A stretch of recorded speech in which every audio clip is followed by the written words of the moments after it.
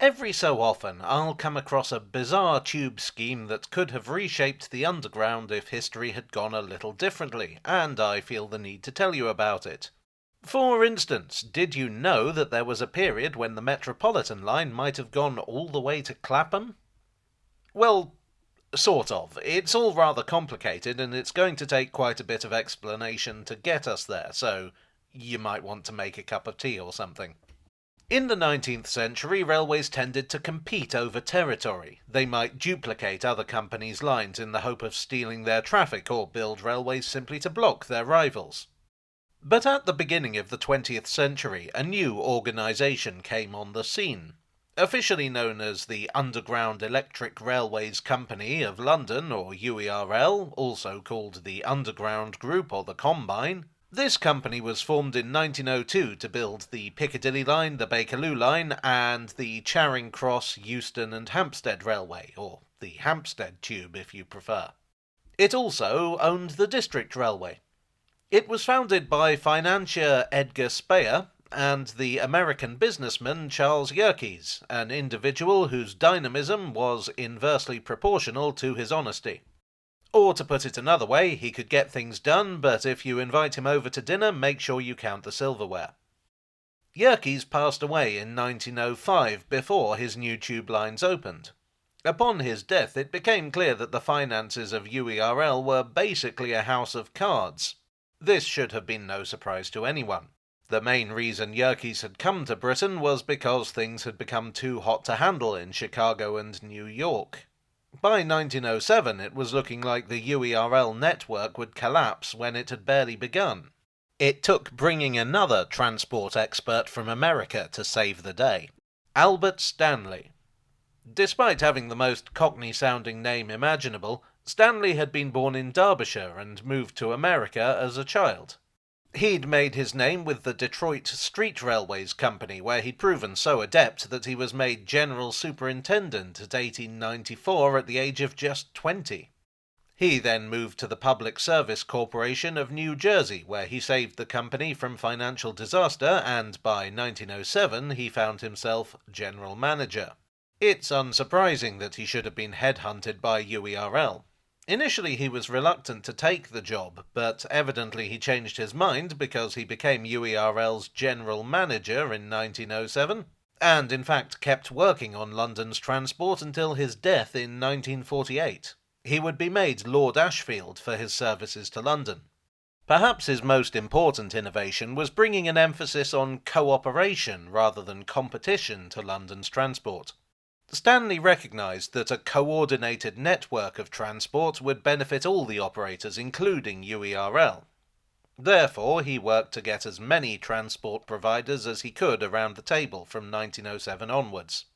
The other operators agreed with this reasoning, perhaps because they were having their own financial difficulties, and they formed a sort of consortium, the London Passenger Traffic Conference. Obviously UERL were involved. So too were the Metropolitan Railway, another major underground operator. The City and South London Railway, the Central London Railway, and the Great Northern and City Railway came in on it. Even the North London Railway showed up, and they weren't even an underground line. The only tube line that wasn't represented was the Waterloo and City Railway, which was owned by the London and South Western Railway Company. Several bus and tram operators were also involved. On the whole, this was a great success, basically laying the foundations for London transport and therefore the modern TfL. It was through this conference that we got the London Underground branding. Crucially, the operators agreed on a common, easy-to-understand fare system. No more competition for fares. Well, of course, there's always someone who ruins it for everyone, and in this case that was the Central London Railway. The Central London Railway is now the Central Line. It was also known as the Twopenny Tube, because at opening it had charged a flat fare of 2p. They were easily persuaded to join the consortium because they'd seen for themselves the benefits of coordination. They'd been suffering from a decline in passenger numbers, except where they had interchange with other lines. The decline was such that in 1907 they'd had to, shock horror, increase their fare to 3p. I'll understand if you want to pause the video here to recover. But they also lowered some fares. If you were travelling between up to 3 stations, it would only cost a penny. This caused a certain amount of tension among other tube operators, who couldn't afford that kind of discount. The Central Line did eventually back down, but in 1911 they did it again. They introduced season tickets at a cheaper rate than anyone else.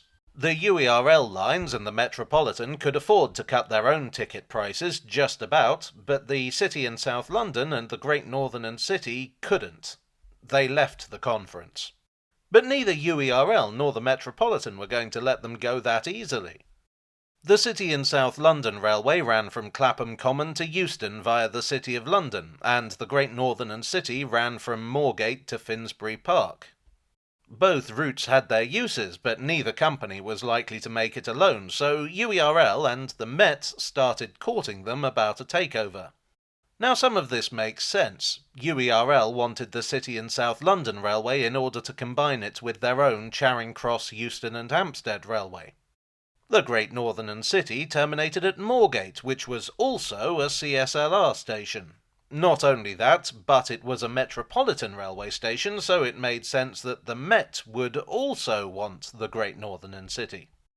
The one bit that seems hard to justify, and the one that inspired this video, is the Metropolitan wanting the City and South London Railway.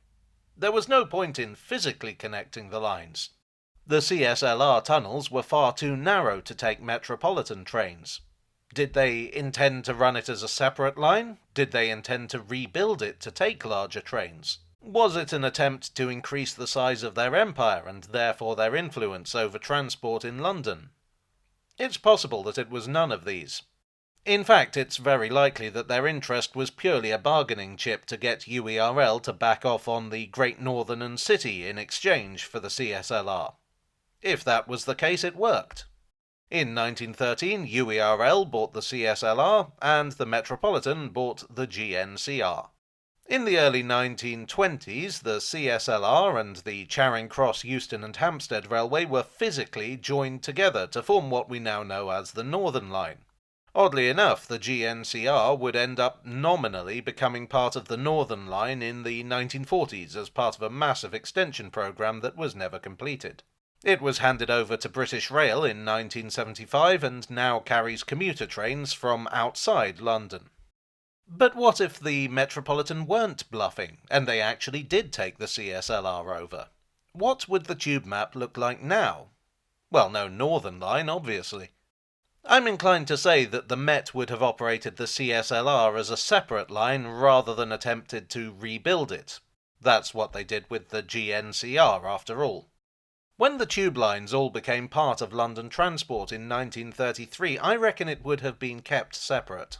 The junctions at Camden Town and Kennington make operating the Northern Line complicated, and I think they would have avoided that headache if they could. If the lines weren't connected, the Underground presumably wouldn't have had any reason to take the lines to Mill Hill East and High Barnet over. I reckon those branches might well have closed down by now. I doubt we would have had the extension from Clapham Common to Morden either. That was something pushed by UERL. I mean, to be honest, this is all a flight of fancy. It might never have been on the table.